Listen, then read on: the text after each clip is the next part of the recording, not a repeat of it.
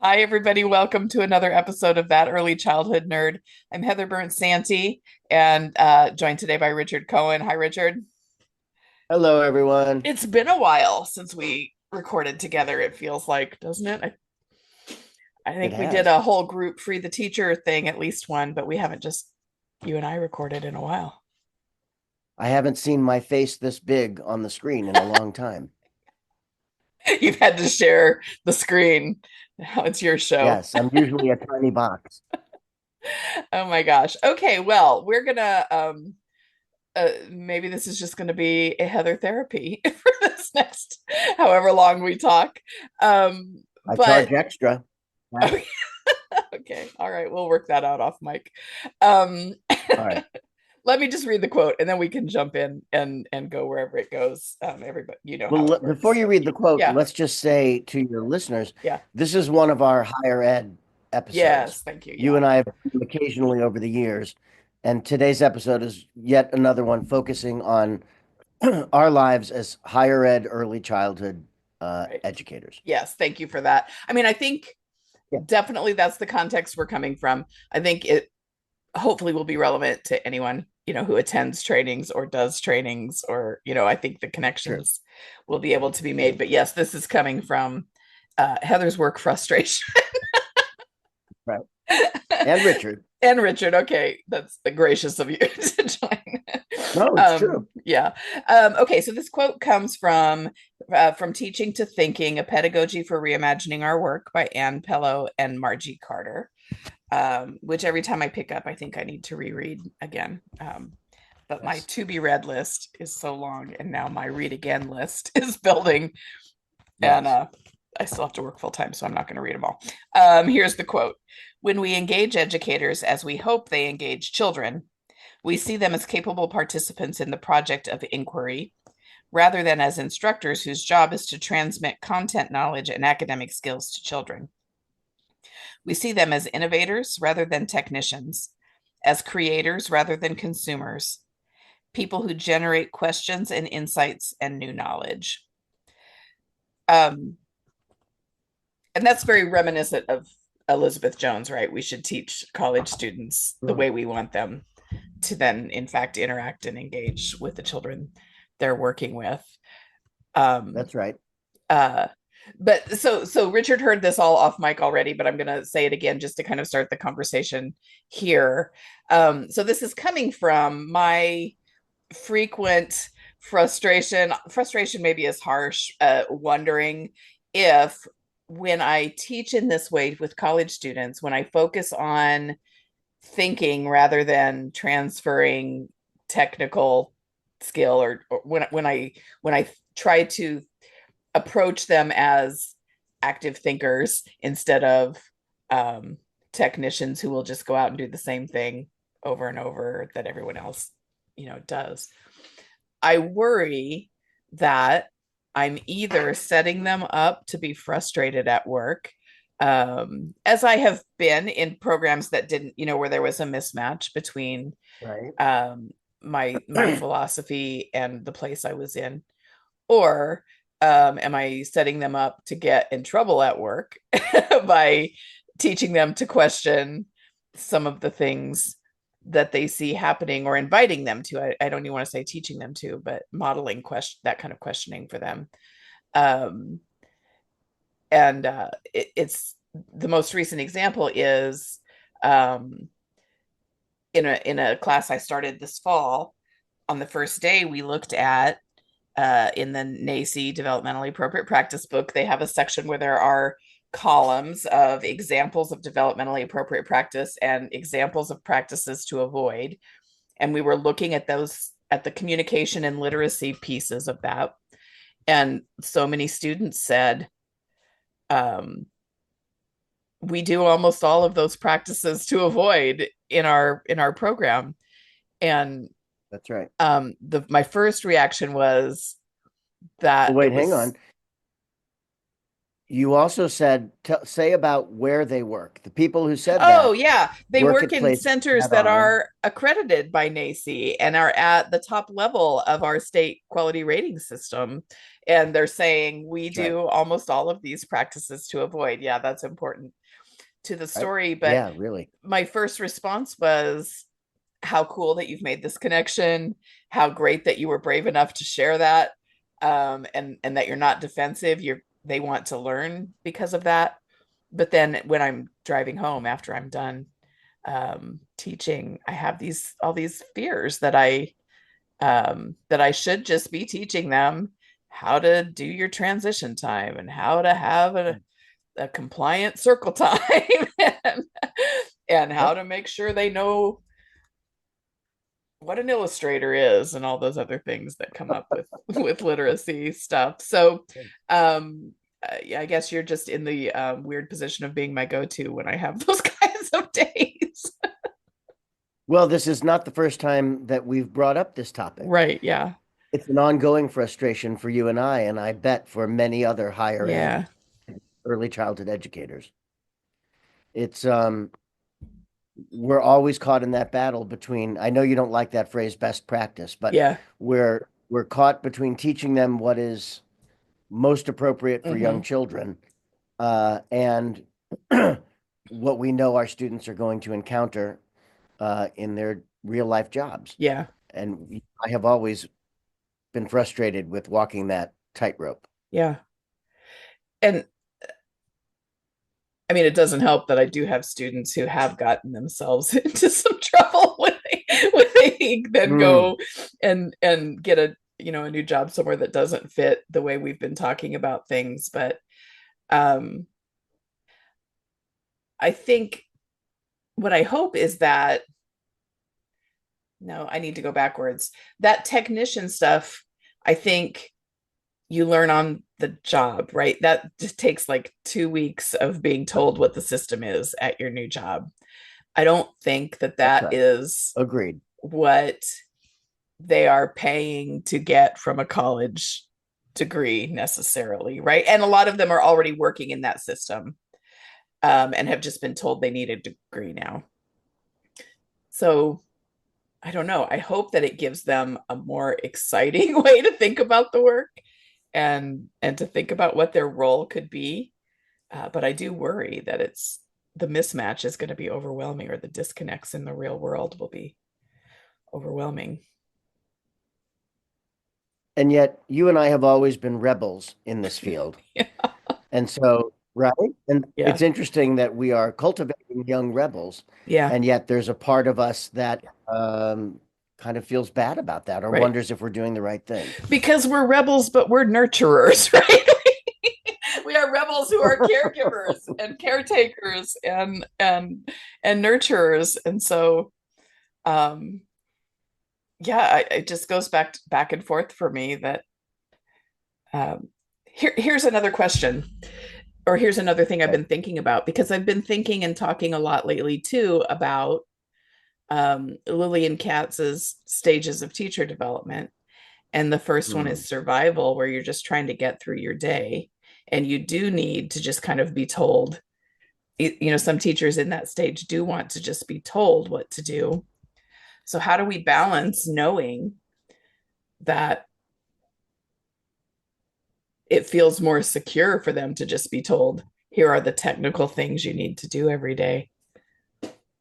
Um, but we know that, I think we know that um, it's the critical thinking, it's the mental flexibility, it's the knowing what your philosophy is and knowing what your image of the child is, and then all your other stuff comes from that. That makes a really good early childhood teacher, developmentalist, whatever we're calling them. Yes. And higher ed program. Yeah. When we focus on those things. Yeah. So, to me, let's go back to that first sentence in the Ann Palo and Margie Yeah. Carter quote, which is where, like Betty Jones, Mm-hmm. they acknowledge the metaphor between what we're doing in higher ed and what we want our students to do with the young children in their Uh-huh. lives. Yeah. So I really operate in the land of metaphor, all the time in my higher ed work and my training and consultation work. And so I'm always trying to create a metaphor for what they do with young children, and then I'm constantly pointing out the metaphor in a meta Uh-huh. kind of way so that they see what's happening. And so when you and I have a conversation about what we want for young children, there's no hesitation, right? We don't want them to be memorizers of rote information. Uh-huh. We want young children to be critical thinkers, for lack of a better phrase, Right. right? And we want them to be um, um, problem solvers. Hmm. Sorry, problem solvers. And so that's the same thing that I want for our higher ed students. And so even though I have some frustration or concern about not teaching them how to survive in survival mode, um, I let go of that pretty quickly Yeah. because I want to practice their thinking skills, and I take that leap of faith that they will carry over those skills into their jobs Yeah. and Well, and become and maybe the kind of rebel that I are. yeah, maybe that problem solving, having confidence in your problem solving and having being able to say like this isn't just something I'm dreaming up, this is something I've learned is good for children, moves you through that survival stage more effectively than am I following the right steps? Am I getting through everything I need to get through today? Does that make sense? Like maybe they feel like they Yeah, need to just be told, but really if they just sort of trusted that problem solving that they've been able to practice in the classes, they move through it more comfortably or more effectively. I don't know. right. No, I hear what you're saying. I also think, though, sort of as a by the way, that Lillian Katz's stages are a bit simplistic in 2025. Yeah. Um, we now have people in the survival stage who literally have the world of information and knowledge at their Mm, fingertips. We live in a different age that's than they true. did when she created stages. Yeah. And so our young teachers have different opportunities and resources at their disposal than we did when we were in our survival stages Mm, that's true. back in those decades. Yeah. Yeah. So I think we have to modify our thinking about that survival stage a little bit. Yeah. I think our young teachers want to survive, but at least my young teachers, the ones that I'm working with, well, at least this semester anyway, they're blowing my mind how advanced they are in their thinking and how willing and able they are to express their frustrations over the difference between what they know is best and Uh-huh. what they're experiencing in jobs. That Uh-huh. dissonance um,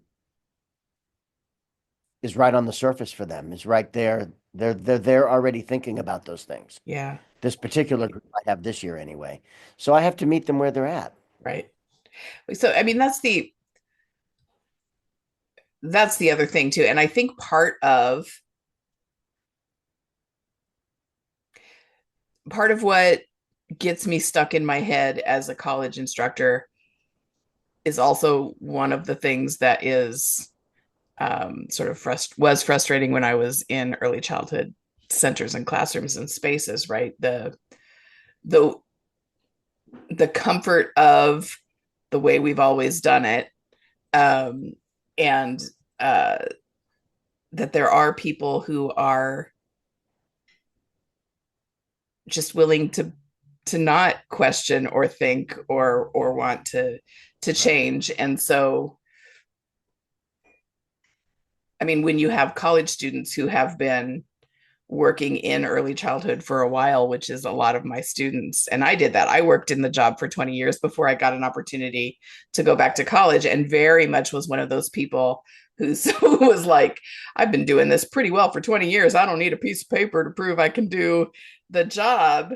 I don't think you probably do need a piece of paper to prove that you can go through rote performance of the same thing all the time, and these traditional ideas of the children sit and hear and I speak and teach, and uh I'm always in control or it isn't valid learning. You know what I mean? I think anyone can do that piece of paper or not, but to be the engaged, thoughtful, intentional, uh, critical thinker acting from a place of conviction, you've got to be informed to have that conviction, I think, right? I'm just sort of spinning around in my own head right now, but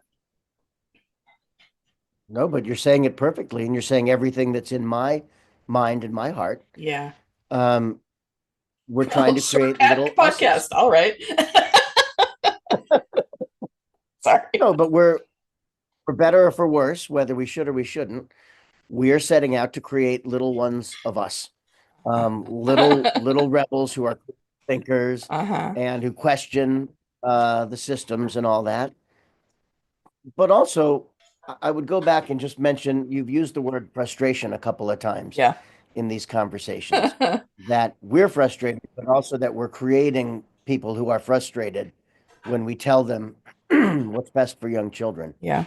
But I don't pause to create frustrated 3-year-olds. Um, I just in that same metaphor, it's okay for me to let young children be frustrated Ah, and work through a problem and yeah. find the solution for them in their own way.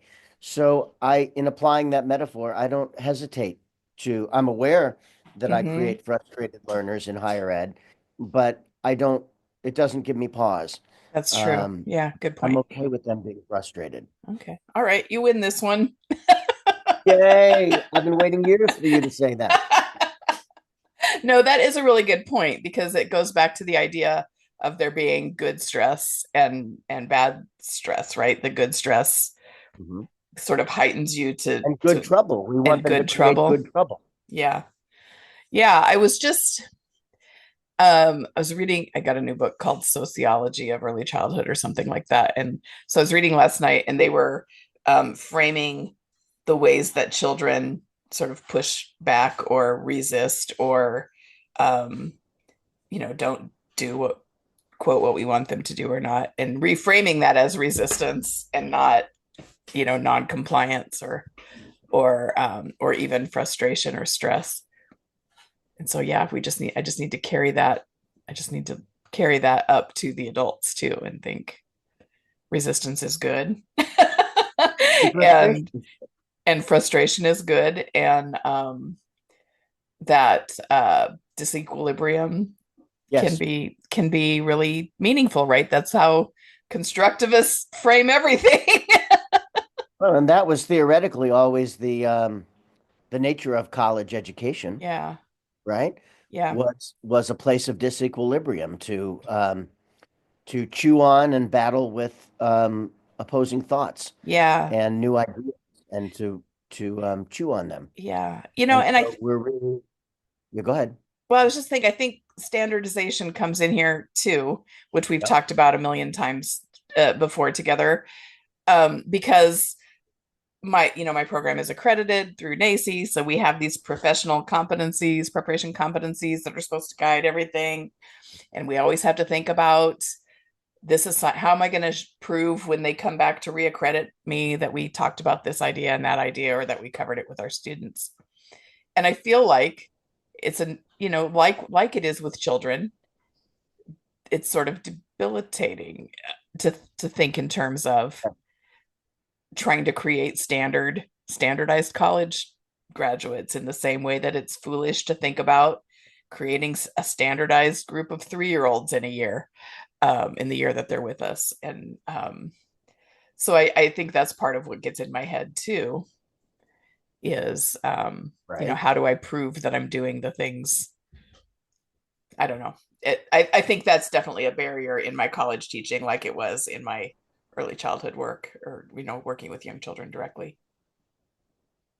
Absolutely. NAEYC has vexed me for 40 years, or however long I've been in this field. NAEYC used to vex me about its early education standards. Uh-huh. Now it vexes me about its higher education. Yeah. But it's the same bullshit that I'm fighting against, Yeah. the standardization of human beings Hmm. in a profession where we're greeting new human beings that are anything but standard. Right. Um, so it's the same frustration I've carried around my entire career, just Yeah. a different set of standards that Yeah. I'm battling against. Yeah. That's, I mean, Like that's you said at the beginning of this podcast, oh, what, your students work at accredited centers, yeah. and yet they're saying we do all the don't do list. Yeah. So what's the point of the standards? Yeah. That's true. And I mean, that's why, I mean, I You don't and I use a have been lot of, banging our heads against the wall. yeah, I don't use a lot of NACE materials. But I do like that practices to avoid checklist because I think because it is sort of a jolt for people. Like it's one thing for me to say, here's my philosophy, or here's this theory, or here's this way of doing things or thinking about things.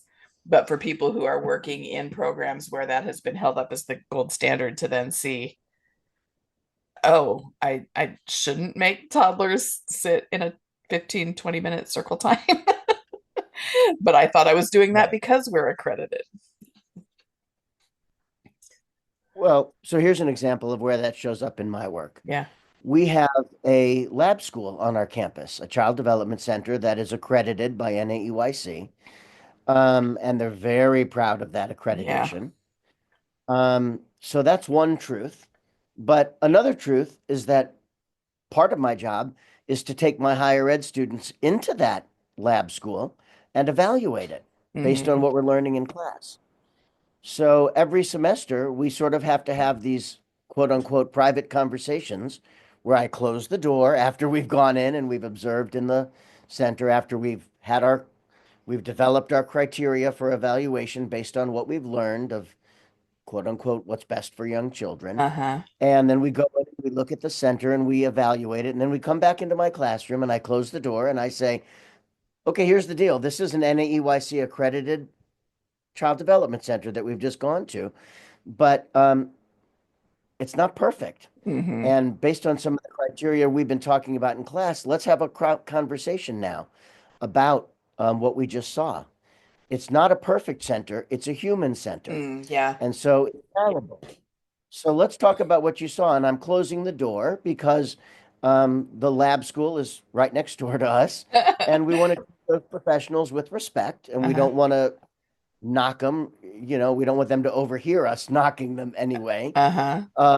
Let's talk behind their backs. Right. No, I don't say it that way. But let's talk about what we really just saw and base it on what we've been talking about is best for young children. These Uh-huh. people over there are working their butts off. They're doing the best job they can. Hmm. They're accredited by our national association. And yet, let's talk about what we just saw. Uh-huh. And that's how I have to have these conversations every semester, because otherwise, uh, if I just taught to the NAEYC standards, my students wouldn't learn anything about what young children really need, Right. see with their own eyes. Yeah. That's, I mean, I have to have that conversation sometimes, not after the fact, because our stuff isn't set up that way in our practicum class. Um, uh, but I do have to have or like to have conversations with them beforehand and say, I don't have any idea what's really happening day to day in any of these programs that you're going to go to. You're going to see stuff that's really great and matches what we've been talking about, and you're going to see stuff that doesn't match. And that's part of this experience, right? Because I worry that they go in and they think, oh, well, Ivy Tech sent me here, so this must be a perfect setting. That's right. We Kind need of to like tell what them that's not true. you're describing. Yeah, and we say it's, Human. but talking about it as a human center, I feel like is really um important and Yeah. such a good idea, be such a good way of talking about it, because we end up saying things like you're going to see some stuff that doesn't match, but that's also why you're going, so that you can see that and think through. And I also talk with them a lot about, regardless of what the class is, if you hear something in class with me that's different from the way you've been doing it, um I mean, we talk about the whole, you when you know better, you do better or different or Right. whatever. And I tell stories from my whole 30 some year career about the things I've learned and changed as I go along when I learn new information. But sometimes I do just bluntly have to say, if you hear information that doesn't match what you're doing, then you have a decision to make, right? Then you either continue on and say, well, I don't like that information, or you think, what do I maybe need to shift or think differently about because of this information? And Or do I whatever. need to go find another place to work? Yeah, well, that's If the I tough realize that one. the place I'm working at is not, yeah, right, is Yeah. not matching what I know is best, do Yep. I need to go find a different place to work? Yeah. And my students come up against that all the time. Yeah.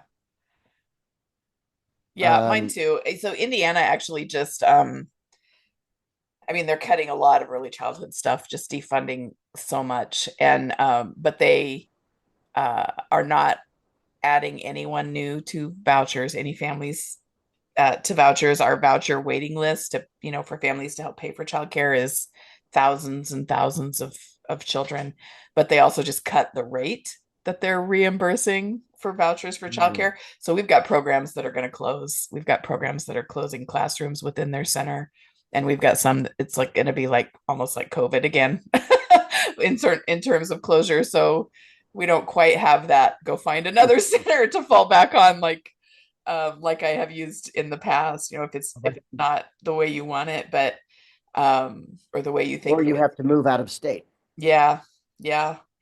So it's just so messy right now everywhere, I feel like, but that's a whole Well, I'll other give you episode. another example of, right, or an extension of this one. Here's another example of my greatest frustration.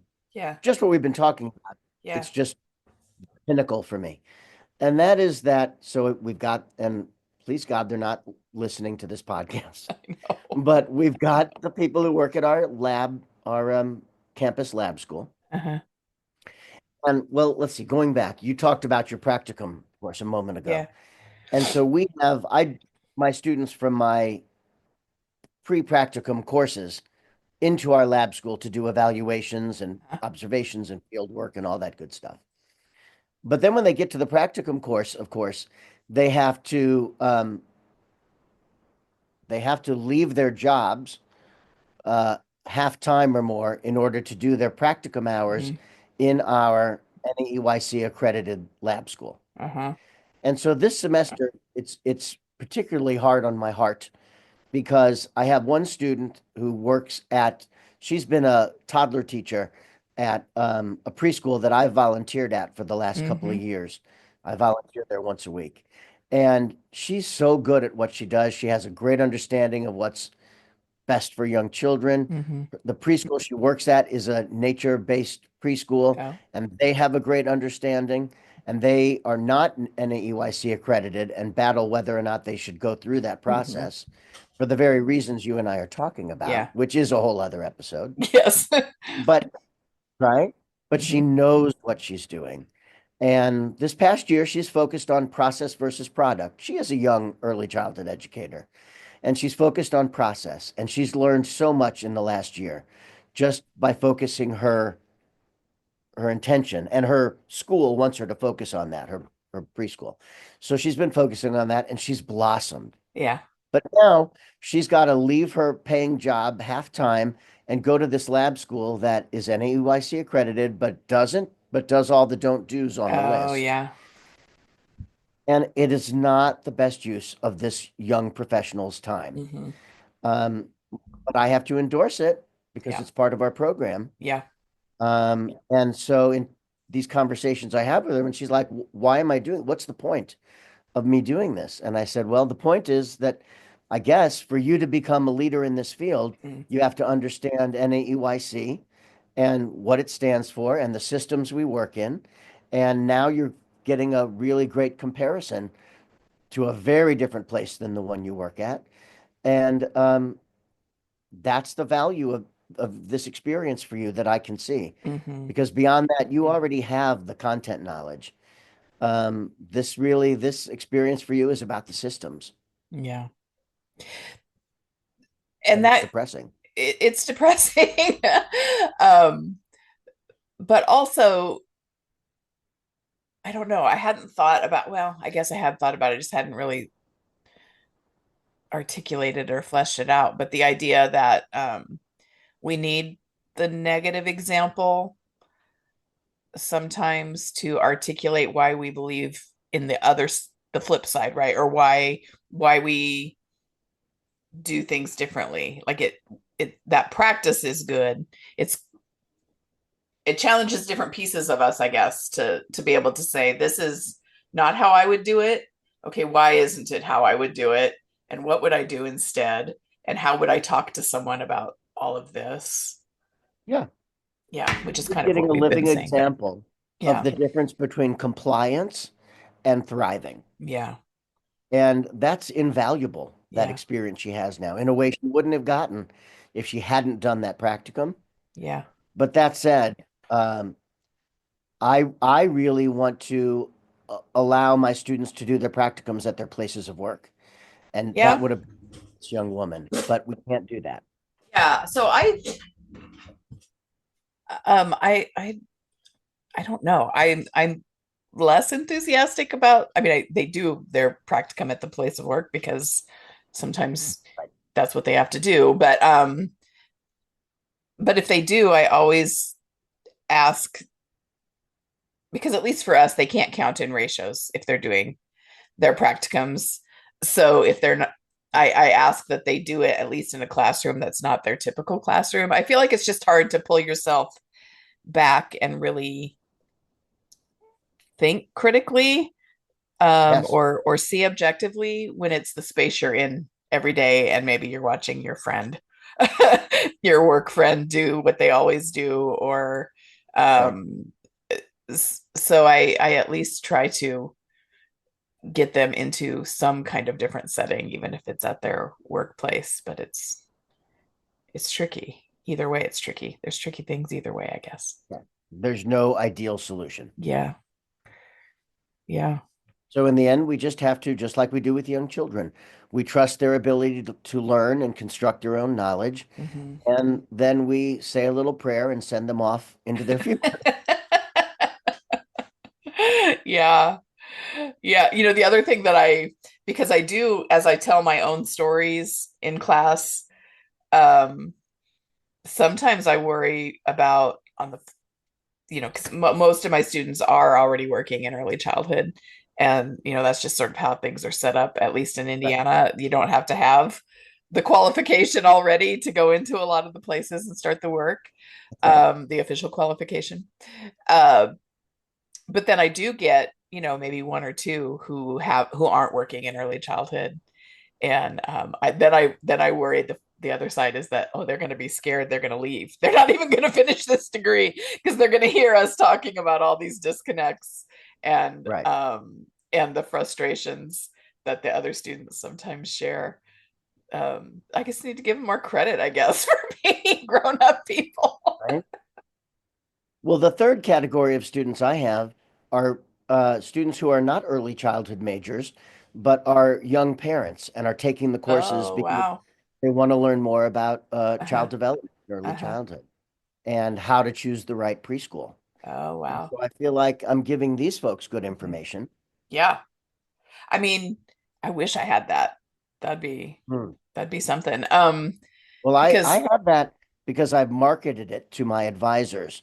I've oh, reached out to my advisors multiple times over the yeah. years, said, this is a great course. I want to fill my numbers. So, by Yeah. the way, this is a great course for non-early childhood professionals, for young parents. Take my intro class, take my creativity class. Yeah. And I get lots of enrollments of non-early childhood people because I've So they're students in listened. something else, but they're taking a class with you. They're taking my early childhood Yeah. classes as their electives. Oh, I don't think I can do that. Oh, We have really, I don't think, well, financial aid wouldn't pay for it if a student oh, was getting it. If it's outside of their, they have defined elective options for their, and oh. yeah, so I don't think it would work that way, but what a good idea. Maybe I'll have to look into it. Well, it kept my classes from shutting down for lack of students. Yeah. Um, These hard times. yeah, because it is a good idea. And I do really firmly believe that, um, the hope, one of the pieces of hopefulness, I guess, is working with families, and this dream I have that someday parents will start calling early childhood programs child care centers or whatever, and instead of saying, did they learn anything with you or do they just like play, they'll say, do they get to play a lot or do you try to make it look too much like school? Like, or do you do school too Wouldn't that early? be a Are you dream one of come true? those? What? Wouldn't that be a dream come Yeah. true Yeah, if that's my parents were hope. to ask those questions? Yeah. Yeah. I think it's a Um, great hope. thank you. Oh my goodness. Um, so I don't know where I was going to go next. Well, we may have reached a stop point. Yeah, yeah. Um, We haven't I solved the problems of the world, no, but I but feel better. we've chewed on them enough that gives other people some things to chew on as Yeah. well. Yeah. Yeah, maybe we're just done and I don't have to think too hard about keeping it going, but I don't know, it's really tricky. And I think not having them all in the classroom with me also feels makes it feel a little trickier to have the difficult conversations about disconnects and mismatches, and they're on the Zoom screen instead of in the classroom with Oh, me. You oh, can't we can't explain that be. to your listeners. Say more about that. Oh, well, we have um, three different modalities for our campus classes. We have traditional, you come sit in the classroom with me. We have virtual, where everybody just joins on Zoom together. And then we have one called Learn Anywhere, where you can come to class in the classroom or join by Zoom. And that's what my current class is right now. So I'm in the classroom with two or three students, and then everybody else is on a Zoom screen. And Right. it's hard. You were sharing with me earlier this Yeah, week that logistically, yeah, that makes it challenging to impossible to have play yeah. in your incorporated your classes. Yep. Yep. Or to model with, with real materials and things, and to get that sort of collegiality in the conversations. Um, That's right. so there's layers and layers and layers of things, but Yeah. yeah, this week or this last couple weeks, I just really was struck by by their response to the practices to avoid. And yeah, so what am I doing? But I feel better now. You fixed it. I've also had conversations with my students about this topic Yeah. and turned it over to them and said, Uh, what do you think I should be teaching? that's smart. Yeah. What's going to best serve you? And Yeah. 100% of the time they say we want to learn what's best, not Yeah. what we're doing in our. Yeah. Well, that's So that's what I hopeful. continue to do. Yeah, that's great. Yeah, I want to Um, know. yeah. All right. Thanks, Richard. You're welcome. Hopefully other people got something out of listening to this. But yeah, I just, I get in my head. We all probably do, ruminating too much, We want to and do what's best for them, and it's always a struggle. yeah. The frustration that we want, that we're okay with 3-year-olds having, Yeah. and the frustration that we're now saying it's okay for our higher ed students to have, Uh-huh. we also experience as higher ed educators Uh-huh. living in a system, in an NAEYC based system and Hmm. science of reading based system, like we do. Yeah. Frustration goes all the way up the chain, and we're just sharing our experience of our level of frustration. Uh-huh. Uh-huh. Yeah, It's all there for all of us that's true. if we're doing it well, I think. Oh, yeah, that's a good point. Good way to think about it. Yeah, yeah, this has given me good shifts, good mental shifts to make. Good. So thank you very much. You're welcome. We have to come up with more things to talk about. We need to record together. Hey, I got an email about you being the keynote at Indiana next summer. I'm very excited. Yay. Yay. So if you're in Indiana listening, make sure you've got the early childhood conference on your calendar in May, because Richard's going to be one of the keynotes. Yay, I can't wait. It's going to be And fun. most importantly, it means Heather and I will be in the same place at the same time, and I'll get to see you as something other than a rectangle on my screen. Well, hopefully we get to do that in November in That's Orlando, right. and then Twice. again in May. That's right. Boy, that'll be something. Yeah. That'll cause quite a chain reaction. Well, I suggested that I stay at your house, and then I was rejected. Right. Well, I won't be here. I'll be in Indianapolis for the conference. Yeah. I forget you don't live in the same city. We have more than one city in Indiana. I know Oh, that's that's right. I shocking. forget. All right. Thank you, Richard. You're welcome. Thanks everybody for listening to another episode of That Early Childhood Nerd. Bye bye.